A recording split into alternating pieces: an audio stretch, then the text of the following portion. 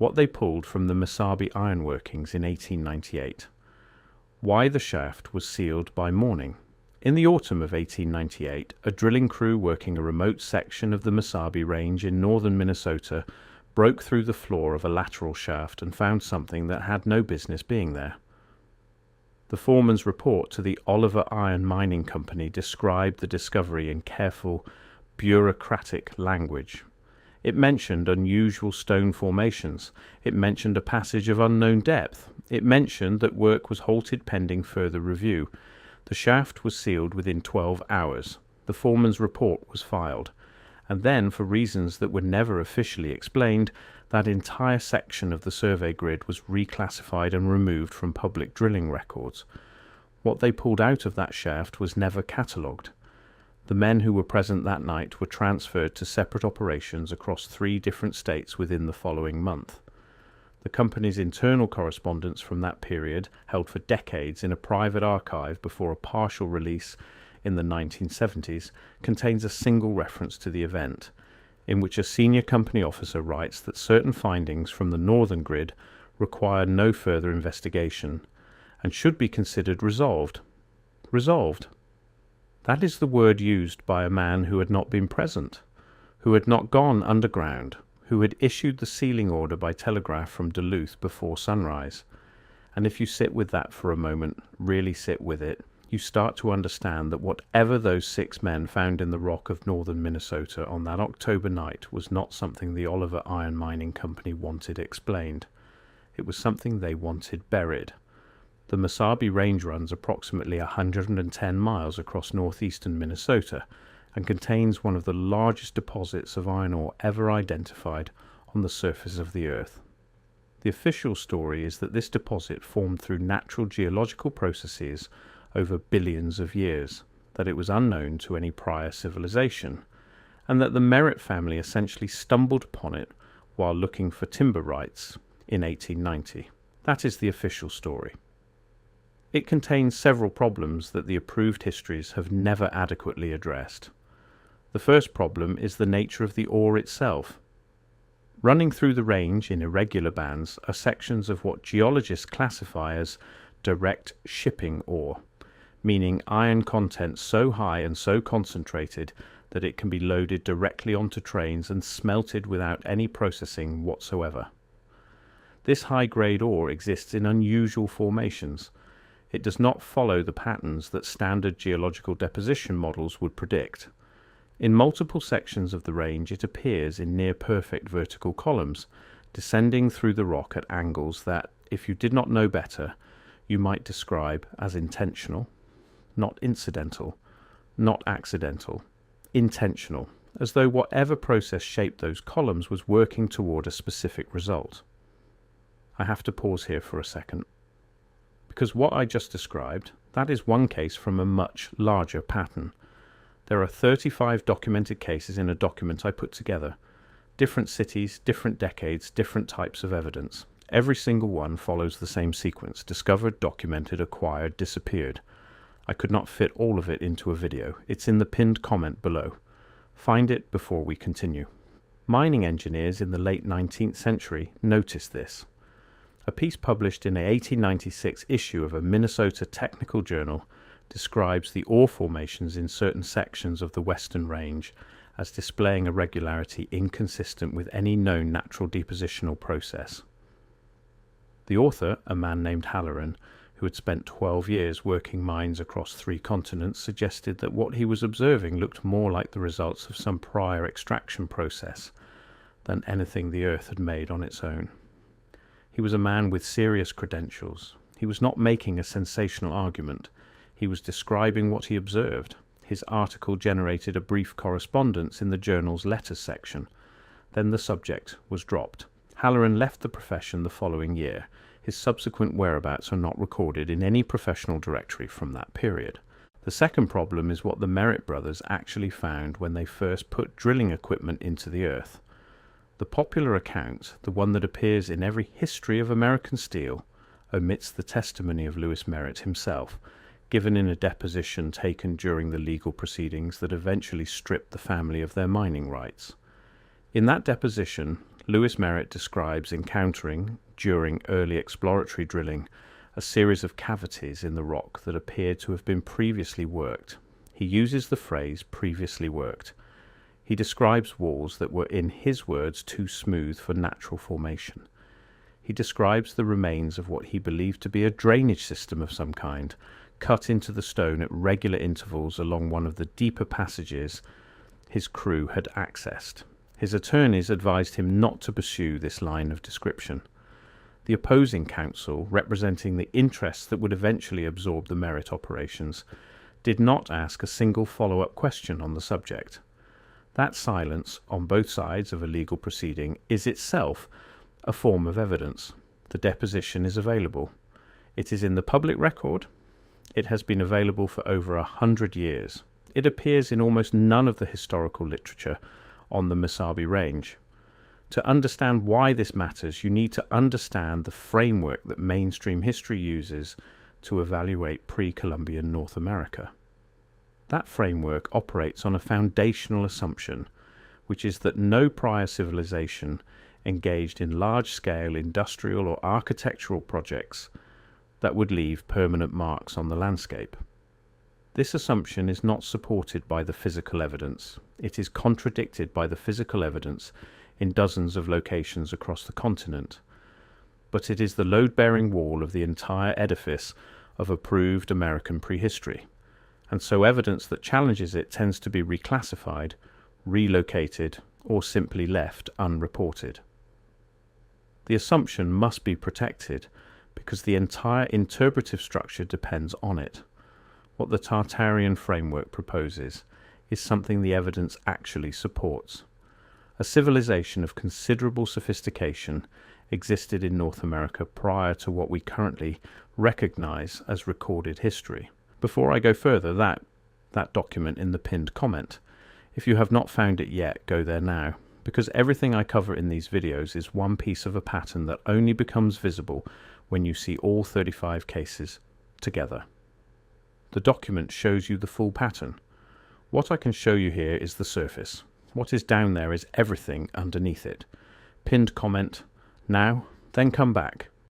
A civilization that understood metallurgy at a scale that staggers the imagination, that understood large-scale earthworks, that understood how to extract and process iron ore at an industrial level, and that left behind, in the rock of this continent, evidence of what it had accomplished.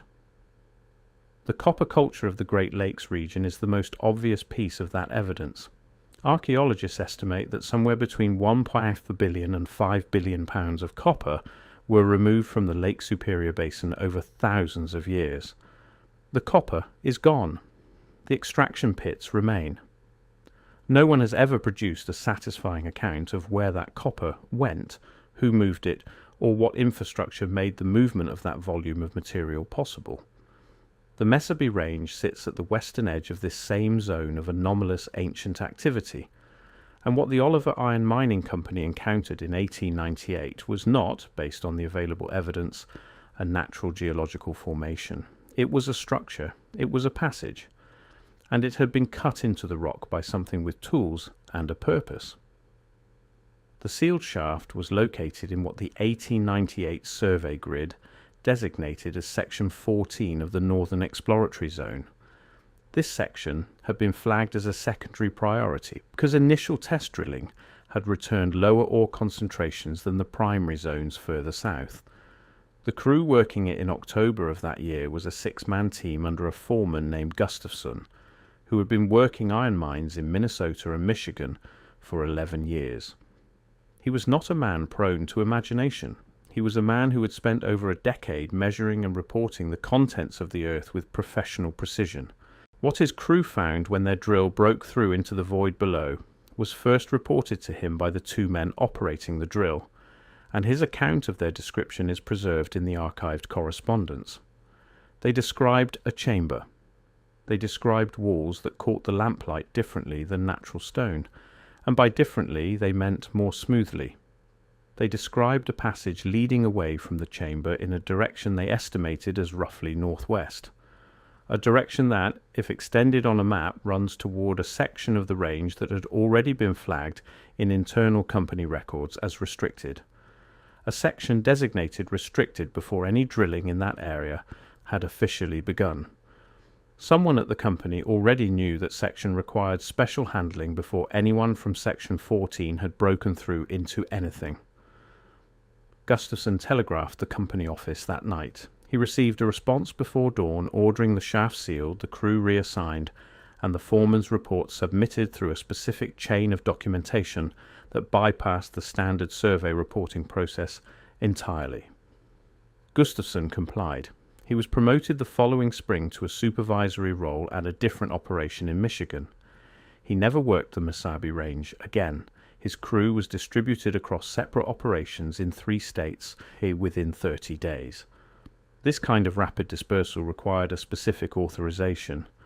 That authorization, in the partial archive, is signed by a name that connects directly to the network of financial interests that were, at that exact moment, consolidating control of the entire Iron Range under what would eventually become United States Steel. This is where the Mesabi discovery connects to a pattern that appears across the entire 19th century period of American industrial expansion. Whenever pre-existing infrastructure was encountered, the response followed the same sequence: silence, sealing, dispersal, reclassification, and then, on top of whatever had been found, the construction of the modern apparatus, the mines, the rail lines, the processing facilities, all of it built over something older, something already partially in place, something whose full extent was never publicly acknowledged. The passage described in Gustafson's account, running northwest from the chamber, would, if continued on a direct line, pass under a section of the range acquired by the consolidating interests in 1899 under unusual circumstances. The acquisition was contested by local landowners, and the legal proceedings generated a significant paper record. In those proceedings, the acquiring party's legal representatives argued successfully that the subsurface rights had been effectively abandoned and could be claimed under a specific provision of Minnesota mineral law. The argument turned on a determination that the subsurface had never been improved by any recognized prior claim holder. Never been improved by any recognized prior claim holder? The word recognized is doing a great deal of work in that legal argument. It is excluding explicitly any entity not recognized under the existing legal framework. Anything older, anything that does not fit the categories that 19th century American law was designed to accommodate. And it was used in a courtroom in Duluth in 1899 to establish clean title to a section of subsurface that, based on everything the available evidence suggests, had already been improved by someone, long before any Merritt brother arrived with his equipment and his ambition. The partial archive release in the 1970s came about through a researcher at a Midwestern university working on an institutional history of the Oliver Company, who was granted limited, supervised access to company records held by a successor corporation. He was permitted to take notes, but not to copy documents. Those notes became the basis for a chapter in a monograph on Great Lakes industrial history, published in 1978. The chapter is careful and academic and does not draw the conclusions the notes themselves support, but the notes exist. They are in the researcher's papers at his university archive. Independent investigators have reviewed them. The description of the sealed shaft event and the Gustafson correspondence is there in the researcher's own handwriting, set down at a time when he had no reason to fabricate, and every professional reason to minimize. What was actually in that chamber cannot be stated with certainty, because the records were controlled and the witnesses were dispersed and the shaft was sealed before any independent documentation was possible. But the pattern of the response tells us something about the scale of what was found. Companies do not move 6 workers to 3 different states over a natural rock formation. Senior officers do not issue pre-dawn sealing orders over an interesting geological feature. Legal teams do not construct specialized arguments about abandoned subsurface improvements unless something down there makes the standard language inadequate. Something was down there. It was old. It was constructed. It was, based on the northwest orientation of the passage and the pre-existing designation of that entire corridor as restricted, already known to someone at the upper levels of the company before the drilling crew broke through. Which means the discovery in 1898 was not a discovery for everyone involved.